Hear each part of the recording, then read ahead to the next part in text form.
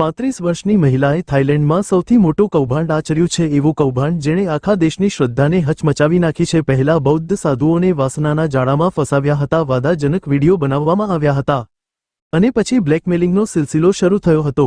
આ કારોબાર એટલો મોટો હતો કે માત્ર 9 બૌદ્ધ સાધુઓ પાસે 100 કરોડની ખંડણી લેવામાં આવી હતી. આ મહિલા હવે થાઈ પોલીસે પકડી લીધી છે. પોલીસે તેનું નામ મિસ ગોલ્ફ વિલાવન અમસાવત રાખ્યું છે. આ મહિલાના કારનામાએ આખા દેશને હચમચાવી નાખ્યો છે. તપાસ દરમિયાન પોલીસે આ મહિલાના ઘરમાંથી 80,000ની વધુ વિડીયો અને ફોટા કબજે કર્યા છે.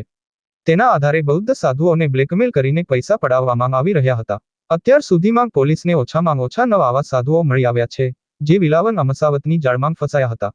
જો કે આ સંખ્યા વધુ હોઈ શકે છે. સૌથી મોટા કૌભાંડના રહસ્યો કેવી રીતે જાહેર થયા? વિલાવન અમસાવત ઘણા સમયથી આ કામ ખૂબ સારી રીતે કરી રહી હતી. બૌદ્ધ સાધુઓ માટે બ્રહ્મચર્યનું પાલન કરવું જરૂરી છે. આ નબળાઈનો લાભ લઈને વિલાવન અમસાવત સાધુઓને પોતાની જાળમાં ફસાવતી રહી. જો પોલીસને કોઈ કેસ વિશે કોઈ સુરાગ ન મળ્યો હોત તો આ બધું શાંતિથી ચાલુ રહ્યું હોત. ગયા મહિને જૂનમાં પોલીસને ખબર પડી કે બેંગકોકના એક સાધુએ અચાનક સાધુનું જીવન છોડી દેવાનો નિર્ણય લીધો છે. આ સમાચાર જંગલની આગની જેમ ફેલાઈ ગયા. જ્યારે પોલીસે આ મામલાના તળિયે જવાનો પ્રયાસ કર્યો, ત્યારે તેમને ખબર પડી કે આ બ્લેકમેઇલિંગનો કેસ હતો, જેના કારણે સાધુએ અચાનક આ નિર્ણય લીધો હતો. હાલમાં પોલીસ આ મામલાની તપાસ કરી રહી છે. પીટીઆઈ અનુસાર રોયલ થાઈ પોલીસ સેન્ટ્રલ ઇન્વેસ્ટિગેશન બ્યુરોએ જણાવ્યું હતું કે આ કૌભાંડમાં સામેલ ઓછામાં ઓછા 9 બૌદ્ધ સાધુઓ અને વરિષ્ઠ સાધુઓને સાધુ પદ પરથી દૂર કરવામાં આવ્યા છે. પોલીસે જણાવ્યું હતું કે ઉત્તર થાઇલેન્ડના એક બૌદ્ધ મંદિરના બેંક ખાતામાંથી એક વરિષ્ઠ સાધુ દ્વારા વિલાવન અમસાવતના ખાતામાં મોકલવામાં આવેલી રકમ પણ શોધી કાઢવામાં આવી છે. વિલાવન અમસાવત કોણ છે? લગભગ 35 વર્ષીય વિલાવન અમસાવતને રાજધાની બેંગકોકના ઉત્તરમાં આવેલા નોન્થાબુરી પ્રાંતમાં તેના ઘરેથી ખંડણી, મની લોન્ડરિંગ અને ચોરાયેલી વસ્તુઓ મેળવવાના આરોપસર ધરપકડ કરવામાં આવી હતી. ધરપકડ પહેલા વિલાવનએ આવા સંબંધની કબૂલાત કરી હતી. વિલાવનએ તેની ધરપકડ પછી કોઈ નિવેદન આપ્યું નથી અને તે સ્પષ્ટ નથી કે તેનું પ્રતિનિધિત્વ કરવા માટે તેની પાસે કોઈ વકીલ છે કે નહીં. તેણે કેવી રીતે સાધુઓને ટાર્ગેટ બનાવ્યા? રિપોર્ટ મુજબ પોલીસે જણાવ્યું હતું કે વિલાવન ઇરાદાપૂર્વક નાણાકીય લાભ માટે વરિષ્ઠ સાધુઓને નિશાન બનાવતી હતી. પોલીસે શોધી કાઢ્યું કે પ્રેમ સંબંધ શરૂ કર્યા પછી ઘણા સાધુઓએ વિલાવનના ખાતામાં મોટી રકમ ટ્રાન્સફર કરી હતી. પોલીસે જણાવ્યું હતું કે છેલ્લા 3 વર્ષમાં વિલાવનના બેંક ખાતામાંથી 11.9 મિલિયન $, મળ્યા હતા, પરંતુ તેમાંથી મોટા ભાગના ઓનલાઈન જુગાર વેબસાઇટ્સ પર ખર્ચવામાં આવ્યા હતા. સેન્ટ્રલ ઇન્વેસ્ટિગેશન બ્યુરોના ડેપ્યુટી કમિશનર જારુકિયાત પંકાવાએ જણાવ્યું હતું કે તપાસ ગયા મહિને શરૂ થઈ હતી, જ્યારે બેંગકોકના એક પ્રખ્યાત બૌદ્ધ મંદિરના એક વરિષ્ઠ સાધુએ અચાનક પોતાના પદ પરથી રાજીનામું આપ્યું હતું. તપાસકર્તાઓને જાણવા મળ્યું છે કે વિલાવનએ એક સાધુને કહ્યું હતું કે તે ગર્ભવતી છે અને મદદ માટે 7.2 મિલિયન બાથ માંગ્યા હતા. તેમણે કહ્યું કે પોલીસ માને છે કે આ મહિલા ખૂબ જ ખતરનાક છે અને આપણે શક્ય તેટલી વહેલી તકે તેની ધરપકડ કરવી પડશે.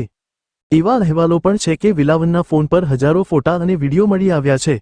તેમાં ઘણી બધી ગપસપો પણ છે, જે અનેક સાધુઓ સાથેના સંબંધો તરફ ઇશારો કરે છે. મહિલા બ્લેકમેઇલ કરી રહી હતી. પોલીસના જણાવ્યા અનુસાર વિલાવન અમસાવત આ સાધુને બ્લેકમેઇલ કરી રહી હતી. ગયા વર્ષે મે મહિનામાં વિલાવન અમસાવતનો આ સાધુ સાથે સંબંધ હતો અને બાદમાં દાવો કર્યો હતો કે તે માતા બનવાની છે. તેણે બાળકની સંભાળ માટે 70 લાખ થાઈ બાથ, લગભગ 18.52 કરોડ રૂપિયાની માંગણી કરી હતી. રહસ્યો ખુલી ગયા. પોલીસને ખ્યાલ નહોતો કે એક સાધુનો પોતાના સંન્યાસ છોડી દેવાનો મામલો આટલો મોટો કૌભાંડનો પર્દાફાશ કરશે. જ્યારે આ મામલાની તપાસ કરવામાં આવી ત્યારે પરિસ્થિતિઓ ખુલવા લાગી. એક નહીં પણ ઘણા સાધુઓ વિલાવન અમસાવતના ખાતામાં પૈસા ટ્રાન્સફર કરી રહ્યા હતા. વિલાવન અમસાવત પહેલા આ રીતે સંબંધો સ્થાપિત કરતી અને પછી બ્લેકમેલ કરતી. પોલીસને જ્યારે ખબર પડી કે આ આખું કૌભાંડ 385 મિલિયન બાહટ, 100 કરોડ રૂપિયાથી વધુનું છે અને આ બધું છેલ્લા 3 વર્ષથી ચાલી રહ્યું છે, ત્યારે તેઓ વધુ ચોંકી ગયા. પુરાવાનો ઢગલો. વિલાવન અમસાવતનું લક્ષ્ય ખૂબ જ સ્પષ્ટ હતું. શારીરિક સંબંધો રાખવાની મનાઈ હોય તેવા બૌદ્ધ સાધુઓને ફસાવવા, પછીથી તેમને બ્લેકમેલ કરવા. જ્યારે પોલીસે મહિલાના ઘરે દરોડો પાડ્યો ત્યારે 80,000ની વધુ વિડીયોઝ અને ફોટોગ્રાફ્સ મળી આવ્યા, જે આખી વાર્તા કહેવા માટે પૂરતા હતા. શ્રદ્ધાની ઊંડી ઘા. થાઇલેન્ડમાં આ કૌભાંડના ખુલાસાથી દરેક વ્યક્તિ ચોંકી ઉઠી છે. દેશના 90%થી વધુ લોકો બૌદ્ધ ધર્મમાં માને છે અને બૌદ્ધ સાધુઓનું આવી પ્રવૃત્તિઓમાં સામેલ થવું તેમના વિશ્વાસ માટે મોટો ફટકો છે. આ પછી દેશની બૌદ્ધ સંસ્થાઓ પર પ્રશ્નો ઊભા થઈ રહ્યા છે. પોલીસે ગેરવર્તણૂકમાં સામેલ સાધુઓને કડક સજા આપવાની તૈયારી પણ કરી છે. દંડની સાથે તેમને જેલની સજા પણ થઈ શકે છે. વાંચ્યા પછી આગળ મોકલવા જેવું લાગે તો જરૂર મોકલો. આ પોસ્ટ ગમી હોય તો લાઇક કરશો. દરરોજ નવી પોસ્ટ સાંભળવા માટે ચેનલને સબસ્ક્રાઇબ કરશો.